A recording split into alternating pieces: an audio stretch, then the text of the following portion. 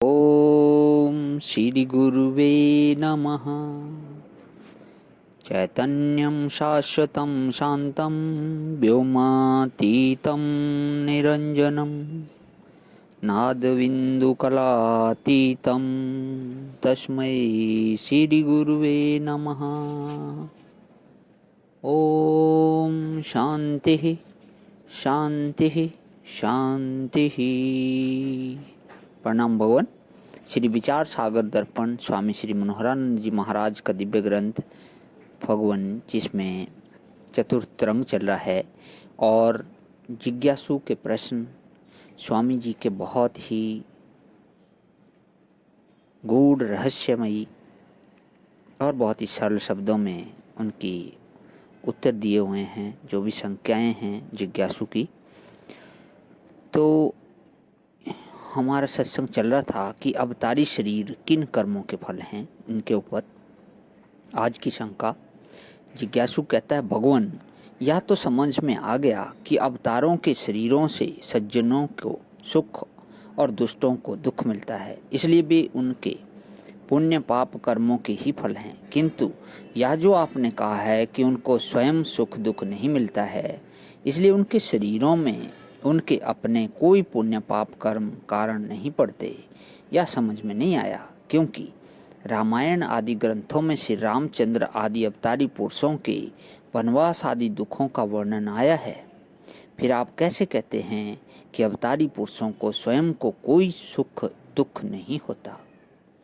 तो इसकी शंका का समाधान गुरु जी करते हैं, हे शिष्य, यदि कोई रामलीला के नाटक का संचालक स्वयं श्री रामचंद्र जी का अभिनय एक्टिंग करते समय लक्ष्मण को भाई कहता है, सीता के चुराए जाने पर दुख प्रकट करता है और रावण को शत्रु की तरह मारता है, तो इस प्रकार वह राम वेशधारी वहाँ खेल में वनवास जाने पर, सीता के चुराए जाने पर अथवा रावण को मार करके सीता को लेकर अयोध्या में राज सिंहासन पर बैठना इत्यादि अभिनय करते समय क्या वास्तव में सुखी दुखी होता है। बहुत ही गजब का उदाहरण स्वामी जी का। अगला शिष्य की अगला शंका है, भगवान उस राम वेशधारी पुरुष को अभिनय करते समय तो सुख दुख इसलिए नहीं होते क्योंकि वह उस सारे रामलीला खेल को केवल अभिनय मात्र, लीला मात्र ही समझता है और उन सीता लक्ष्मण आदि अभिनायकों से, इनके पार्ट लेने वालों से वह अपना वास्तविक संबंध नहीं समझता। तो अब गुरु जी उत्तर देते हैं, हे शिष्य, बस इसी प्रकार श्री रामचंद्र जी आदि अवतार भी अपने सभी कार्यों को लीला मात्र या अभिनय मात्र ही समझते हैं। केवल अपनी मर्यादा द्वारा दूसरों को मर्यादा सिखाने के लिए ही वे व्यवहार करते हैं, न कि किसी से अपना वास्तविक संबंध समझकर। क्योंकि यह नियम है कि जहाँ वास्तविक संबंध माना जाता है वहाँ मोह अवश्य उत्पन्न होता है और मोह उत्पन्न होने से दूसरे विकार जो हैं उत्पन्न होकर पुरुष को अपनी मर्यादा से गिरा देते हैं। किंतु श्री रामचंद्र आदि तो मर्यादा पुरुषोत्तम कहलाते हैं, अर्थात उन्होंने तो हमें मर्यादा का पाठ पढ़ाया है।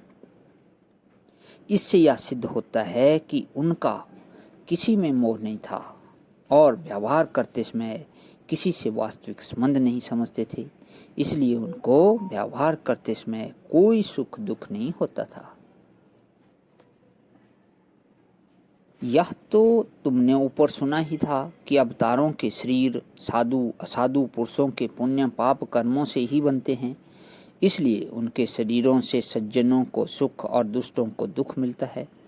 अतः यदि श्री रामचंद्र जी वन में जाना इत्यादि लीला या अभिनय न करते तो महात्मा तपस्वी आदि साधु जनों को वन में दर्शन इत्यादि का सुख कैसे मिलता, और जो दुष्ट जन महात्माओं को दुख कैसे मिलता, और दुष्ट जन महात्माओं को, दुष्टों को भी महात्मा बोला हुआ है, कितनी गजब स्वामी जी की शैली है। और जो दुष्ट जन महात्माओं के दुख देते थे उनको उनको दुख कैसे मिलता, अर्थात वे कैसे मारे जाते। यदि रावण द्वारा सीता हरण आदि लीला अभिनय न रचते तो रावण आदि दुष्ट जनों का, अपने अभिमान में आकर दूसरों को दुख देने वालों का नाश किस किस बहाने करते, क्योंकि बिना किसी कारण के किसी को दंड देना भी तो मर्यादा के विरुद्ध है। तो इससे आगे का कर लेता हूँ भगवान। आज यही विराम। ओम शांति शांति शांति। प्रणाम भगवान।